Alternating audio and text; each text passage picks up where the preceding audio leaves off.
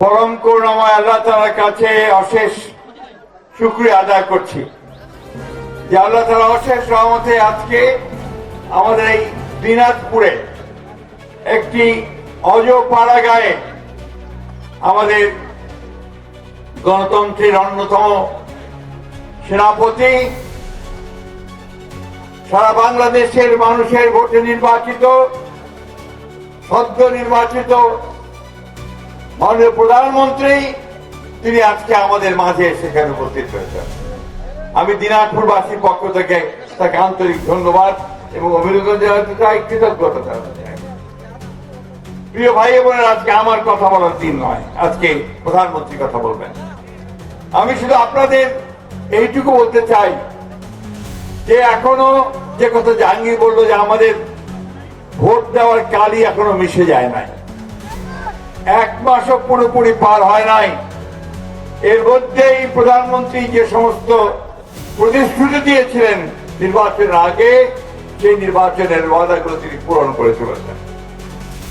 10,000 টাকা কৃষির সুদ সহ মাফ হয়েছে না? কি হয়েছে কিনা? কাটা করেন না কেন ভাই, জোরে কাটা কই হয়েছে। আমাদের ফ্যামিলি কার্ড আমরা পাইতে শুরু করছি। ইনশাআল্লাহ কৃষক কার্ডও খুব শিগগিরই আমরা পাবো।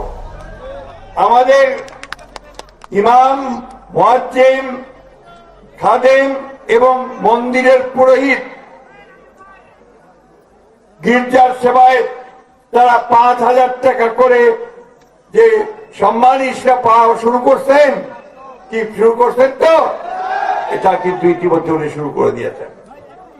মাননীয় প্রধানমন্ত্রী, আমি কথা বাড়াবো না, একটা কথা বলতে চাই।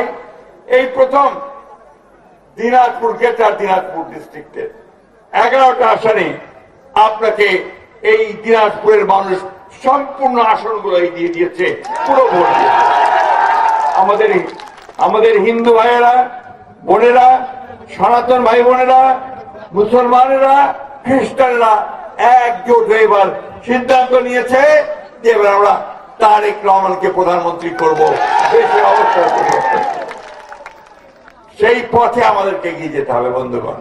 উনি যে পথ দেখাচ্ছেন যে আমরা কাজ করব, দেশ গড়ব এবং সবার আগে বাংলাদেশকেই স্বপ্নের মতো তুলে ধরব।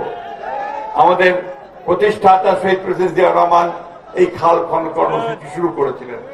আজকে আমরা তাকে ধন্যবাদ জানাতে চাই যে তিনি আজকে আবার সেই কর্মসূচি শুরু করেছেন, যে কর্মসূচির মধ্য দিয়ে তিনি বিশেষ করে এই দিনাজপুর গ্রেটার দিনাজপুরের কৃষকদের যে সমস্যা, সেচের সমস্যা, সেটা পূরণ করতে সক্ষম হবে। আমি অনুরোধ করব যে শুধুমাত্র এইভাবে অনুষ্ঠানের মধ্য দিয়ে নয়, এটা সামগ্রিকভাবে এটাকে একটা সামাজিক আন্দোলনে রূপান্তরিত করতে হবে। আমরা বাংলাদেশ জাতীয়তাবাদী দল, আমি প্রস্তাব করছি যে আমাদের সমস্ত দলের নেতারা যারা এই কর্মসূচির সঙ্গে সম্পৃক্ত হয়, সেই ব্যবস্থা আমাদেরকে নিতে হবে এবং স্বেচ্ছাশ্রমে খাল খনন করার কর্মসূচি আমাদের গ্রহণ করতে হবে। আমি বক্তব্য শেষ করব শুধু এই কথা বলে যে আমরা দিনাজপুরের মানুষ খুব সোজা পথে চলি, সিধা চলি। আমরা একটাই আপনাদের কাছে অনুরোধ, আমাদের মানুষ এখানে কৃষি ছাড়া অন্য কোনো তাদের জীবিকার পেশা নেই। আমরা এখানে চাই যে আমাদের কৃষকেরা যেন সেচের পানি পায়, আমরা চাই যে আমাদের কৃষকেরা যেন সার ঠিক মতো পায়, আমরা চাই যে আমাদের কৃষকেরা যেন এখানে বীজটা ঠিক মতো পায়, আর সেই সঙ্গে আমাদের এই কৃষিভিত্তিক শিল্প যেন গড়ে ওঠে, যাতে করে আমাদের মানুষের অভাব দূর হতে পারে। আমরা এখানে আপনাকে কথা দিতে পারি যে দিনাজপুরের মানুষ সব সময় আপনার সঙ্গে থাকবে, আপনার রাজনীতির সঙ্গে থাকবে, আপনার যে দর্শন, সেই দর্শনের সঙ্গে থাকবে। আবার আপনাদের সকলকে ধন্যবাদ জানিয়ে শেষ করছি এবং একই সঙ্গে আমরা আমাদের প্রধানমন্ত্রীকেও ধন্যবাদ জানাচ্ছি। আসসালামু আলাইকুম।